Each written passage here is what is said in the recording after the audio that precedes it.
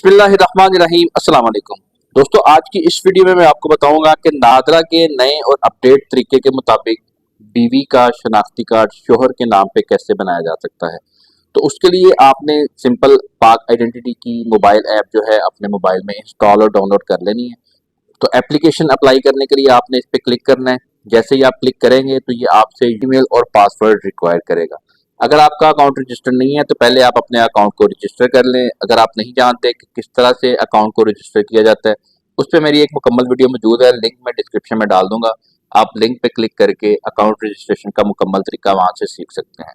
और अगर आपका अकाउंट ऑलरेडी रजिस्टर है तो ईमेल पे आप ईमेल लिखेंगे और पासवर्ड पे आपने पासवर्ड लिख देना है। ये दोनों चीजें लिखने के बाद आपने फिर साइन इन पे क्लिक करना है। जैसे ही आप साइन इन पे क्लिक करेंगे तो ये आपको टर्म्स एंड कंडीशंस दिखा रहा है। इसको आपने रीड करने के बाद यहाँ एक्सेप्ट टर्म्स पे क्लिक करना है। फिर उसके बाद आपने एक्सेप्ट एंड कंटिन्यू पे क्लिक करना है। जैसे ही आप क्लिक करेंगे तो कुछ इस तरह से इंटरफेस आपके सामने आ जाएगा। अब चूंकि अपना बीवी का कार्ड जो है वो शोहर के नाम पे बनाना चाह रहे हैं, तो उसके लिए आपने पहली ऑप्शन जो है ID card, CNIC, नाइकोप, POC card वाली ऑप्शन पे क्लिक करना है।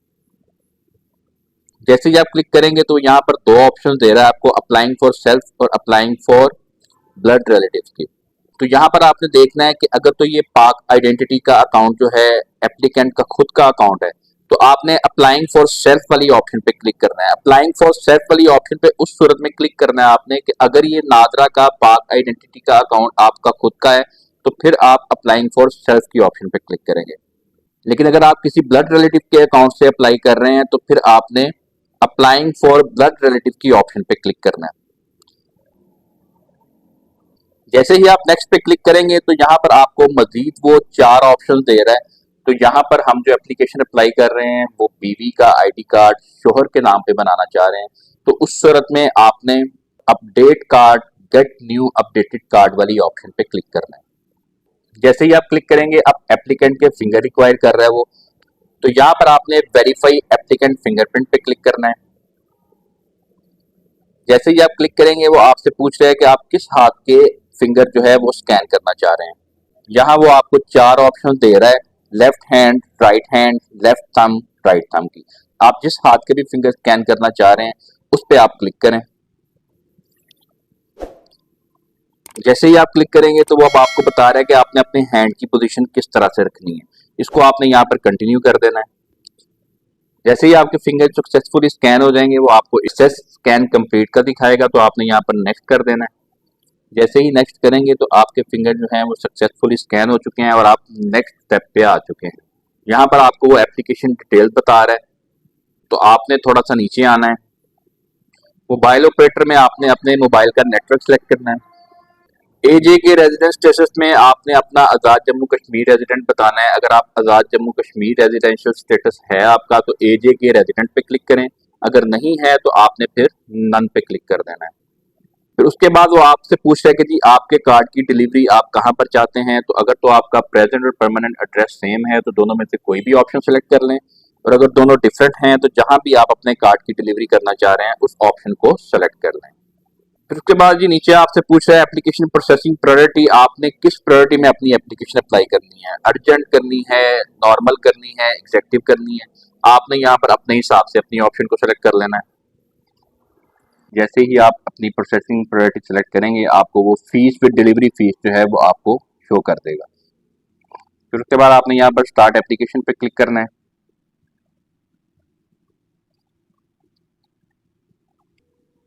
जैसे ही आप स्टार्ट एप्लीकेशन पे क्लिक करेंगे आप नेक्स्ट स्टेप पे आ जाएंगे। यहाँ पर जो है मैं आपको एक चीज़ बता दूं कि नादरा की पाक आइडेंटिटी ऐप में तकरीबन डेली कुछ ना कुछ अपडेट्स होती रहती हैं। तो इस वीडियो को बनाने के बाद में भी कुछ और अपडेट्स नहीं आए। आपने सिर्फ प्रोसीजर को समझना है कि किस तरह से आपने आईडी कार्ड को अप्लाई करना है, ताकि अगर वीडियो बनाने के बाद अपडेट्स आए भी तो आपको परेशानी का सामना ना करना पड़े।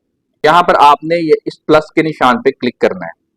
जैसे ही आप क्लिक करेंगे तो ये आपको कुछ ऑप्शंस यहाँ पर नजर आ रही है। ये वो ऑप्शंस हैं कि मॉडिफिकेशन में आप इन ऑप्शंस को मॉडिफाई कर सकते हैं। मैटर स्टेटस नॉन प्रिंट है, जेंडर आप अपना चेंज कर सकते हैं, नेटिव लैंग्वेज चेंज कर सकते हैं, ट्विन स्टेटस, हेड डिटेल्स है, रिलेटिव डिटेल है। अगर आप अपना टेम्परेरी परमानेंट एड्रेस चेंज करना चाहते हैं वो भी आप कर सकते हैं। उसके अलावा डिसेबिलिटी यानी आपको कोई मजदूरी है तो आप वो भी चेंज कर सकते हैं। मतलब आपने अगर इनमें से कोई ऑप्शन को चेंज करना है तो आप इस ऑप्शन को सेलेक्ट करेंगे। मतलब मैं यहाँ पर अपना मैरिटल स्टेटस जो है वो चेंज करना चाहता हूँ तो इसको मैं यहाँ पर सेलेक्ट कर लूंगा। उसके बाद अगर मैं अपना टेम्परेरी और परमानेंट एड्रेस चेंज करना चाहता हूँ तो मैं वो यहाँ पर सेलेक्ट कर लूंगा। इसके अलावा अगर आप अपना कोई और मॉडिफाई करना चाहते हैं तो आपने उस ऑप्शन को यहाँ पर इसी तरह से सेलेक्ट कर लेना है और ये आपने जरूर सेलेक्ट करना है। अगर आप सेलेक्ट नहीं करेंगे तो नेक्स्ट जब आप उस स्टेप पे पहुंचेंगे तो फिर वहां पर आप मॉडिफाई नहीं कर सकेंगे। तो यहाँ पर आपने अपनी ऑप्शन को जरूर सेलेक्ट कर लेना है। सेलेक्ट करने के बाद आपने फिर कंफर्म सिलेक्शन पे क्लिक कर देना है। जैसे ही आप कंफर्म सिलेक्शन पे क्लिक करेंगे तो आप देख सकते हैं कि यहाँ पर मजीद जो है वो एडिशंस हो चुकी हैं कि जो आप मॉडिफाई करना चाह रहे हैं ऑप्शन को वो मजीद ऐड हो चुकी हैं। तो उसके बाद आपने यहाँ पर नेक्स्ट पे क्लिक करना है। जैसे ही आप नेक्स्ट पे क्लिक करेंगे तो अब आपसे आपकी फोटोग्राफ रिक्वायर्ड कर रहा है तो आपने यहाँ पर अपनी फोटोग्राफ को लाइव कैप्चर करना है और कैप्चर करने से पहले आपने इस बात का खास ख्याल रखना है कि आपका व्हाइट बैकग्राउंड पीछे होना चाहिए, ग्लासेस नहीं लगी होनी चाहिए और आपने बिल्कुल स्ट्रेट होके अपनी पिक्चर को अपलोड करना है। तो ये आप देख सकते हैं मेरी पिक्चर जो है वो सक्सेसफुली अपलोड हो चुकी है। उसके बाद आपने फिर नेक्स्ट पे क्लिक करना है। जैसे ही आप नेक्स्ट पे क्लिक करेंगे तो नेक्स्ट स्टेप पे वो आपसे आपके सिग्नेचर रिक्वायर्ड कर रहा है। तो आप चाहें तो आप सिग्नेचर जो है वो किसी पेपर पे करके उसको भी अपलोड कर सकते हैं और अगर आप चाहें तो स्क्रीन के ऊपर भी अपने सिग्नेचर कर सकते हैं। अगर आप स्क्रीन पे करना चाहते हैं तो आपने ड्रॉ सिग्नेचर पे क्लिक करना है। जैसे ही आप क्लिक करेंगे तो नेक्स्ट आपको एक स्क्रीन वो सामने शो करेगा, यहाँ पर आपने अपने सिग्नेचर कर देने हैं।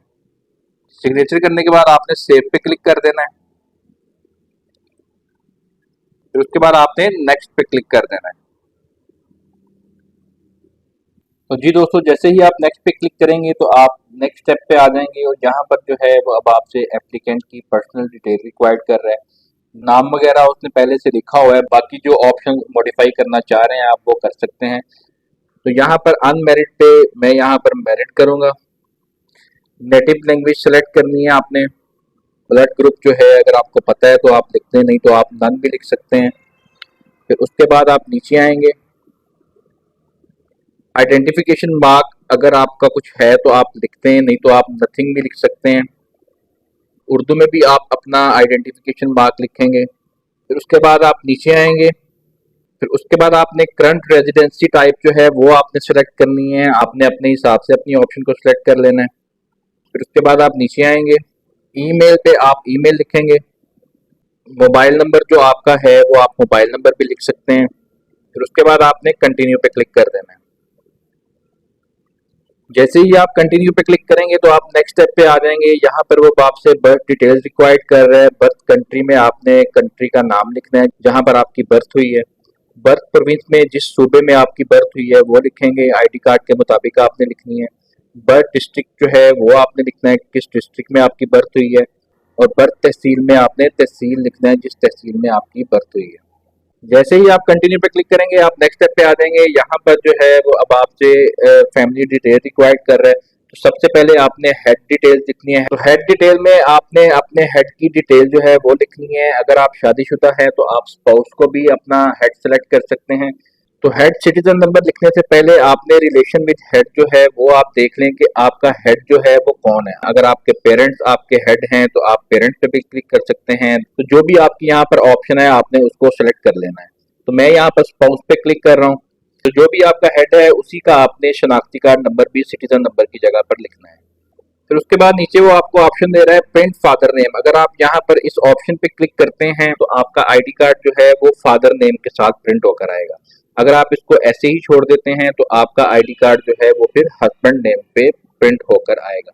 तो ये ऑप्शन आपने बड़ी एहतियात के साथ सिलेक्ट करनी है। जिस तरह से आपकी रिक्वायरमेंट है आप उसी तरह से अपनी इस ऑप्शन को सेलेक्ट करें। फिर उसके बाद आप नीचे आएंगे। नीचे वो आपसे फादर डिटेल रिक्वायर्ड कर रहा है। तो सिटीजन नंबर पे ऑलरेडी उसने फादर का आईडी कार्ड नंबर लिखा हुआ है। ओरिजिन में आपने फादर की नेशनैलिटी सेलेक्ट करनी है। फादर नेम पे आपने फादर का आईडी कार्ड के मुताबिक नाम लिखना है और वालिद के नेम पे आपने उर्दू में आईडी कार्ड के मुताबिक अपने फादर का नाम लिखना है। फिर उसके बाद आप नीचे आएंगे। नीचे वो आपसे मदर डिटेल रिक्वायर्ड कर रहा है, तो सिटीजन नंबर मदर का उसने ऑलरेडी लिखा हुआ है। ओरिजिन में आपने मदर की नेशनैलिटी लिखनी है। मदर नेम पे आपने आईडी कार्ड के मुताबिक मदर का नाम लिखना है। वालिदा का नाम जहाँ पर उर्दू में लिखा हुआ है आपने आईडी कार्ड के मुताबिक वालिदा का नाम लिखना है। फिर उसके बाद आप नीचे आएंगे, नीचे वो आपसे स्पाउस डिटेल रिक्वायर्ड कर रहा है, तो सिटीजन नंबर पे आपने हस्बैंड का शनाख्ती कार्ड नंबर लिखना है। ओरिजिन में हस्बैंड जिस कंट्री की नेशनैलिटी रखता है उस कंट्री का नाम लिखेंगे। स्पाउस फुल नेम पे आपने हस्बैंड का कंप्लीट नाम लिखना है, और जोजा का नाम जहाँ पर लिखा हुआ है वो आईडी कार्ड के मुताबिक आपने उर्दू में भी लिखना है। मैरिज डेट पे आप मैरिज डेट लिखेंगे। ये सब लिखने के बाद आपने फिर सेव पे क्लिक कर देना है। जैसे ही आप सेव पे क्लिक करेंगे तो स्पाउस डिटेल जो है वो सक्सेसफुली ऐड हो जाएगी, और उसके बाद आपने फिर कंटिन्यू पे क्लिक करना है।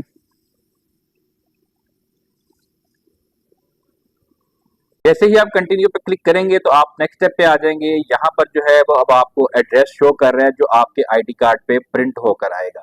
और अगर आपसे एड्रेस जो है वो फिल करने की ऑप्शन आपको रिक्वायर कर रहा है, तो आपने एड्रेस की तमाम डिटेल जो है वो फिल कर देनी है। फिर उसके बाद आप थोड़ा सा नीचे आएंगे, वोटिंग एड्रेस पे आपने वोटिंग एड्रेस टाइप जो है वो सिलेक्ट करनी है कि आप अपना वोट का रोल किधर अदा करना चाहते हैं। तो यहाँ पर आपने अपनी ऑप्शन को सिलेक्ट कर लेना है। ये सब लिखने के बाद आपने फिर कंटिन्यू पे क्लिक कर देना है। जैसे ही आप कंटिन्यू पे क्लिक करेंगे आप नेक्स्ट स्टेप पे आ जाएंगे। यहाँ पर वो आपसे profession and qualification details required कर रहा है, तो आपने यहाँ पर तमाम अपनी प्रोफेशन डिटेल जो हैं, क्वालिफिकेशन डिटेल है, वो आपने यहाँ पर सारी पुट कर देनी है। तो प्रोफेशन डिटेल लिखने के बाद आपने फिर कंटिन्यू पे क्लिक कर देना है। जैसे ही आप कंटिन्यू पे क्लिक करेंगे आप नेक्स्ट स्टेप पे आ जाएंगे। अब यहाँ पर जो है आपको आपकी फैमिली के तमाम मेंबर जो है वो शो कर रहे हैं, और यहाँ पर आप किसी के भी अटेस्टेशन के लिए फिंगर जो है वो स्कैन कर सकते हैं। जिसके भी आपने फिंगर स्कैन करने हैं उस पर आपने वेरीफाई फिंगरप्रिंट पे क्लिक करके उसके आपने फिंगर स्कैन करवा लेने हैं। तो दोस्तों जैसे ही आपकी सक्सेसफुली अटेस्टेशन हो जाएगी तो उसके बाद आप फिर नेक्स्ट स्टेप पे आ जाएंगे, और यहाँ पर जो है वो अब आपको आपकी एप्लीकेशन रिव्यू करने का कह रहा है। तो अगर आप अपनी एप्लीकेशन का रिव्यू करना चाहते हैं तो आप यहाँ पर रिव्यू योर डाटा पे क्लिक करेंगे। जैसे ही आप क्लिक करेंगे तो आपको कुछ सर्चिंग के बाद पीडीएफ फाइल शो होगी, तो आपने उस फाइल को ओपन करके अपनी एप्लीकेशन का पूरा जो है वो रिव्यू कर लेना है। और अगर कोई उसमें मिस्टेक है तो आप बैक जाके अपनी उस मिस्टेक को क्लियर भी कर सकते हैं। तो रिव्यू करने के बाद आपने ये जितने भी डेक्लेरेशन आपको नजर आ रहे हैं इन तमाम डेक्लेरेशन पे क्लिक कर देना है। ये तमाम डेक्लेरेशन पे आप क्लिक कर देंगे,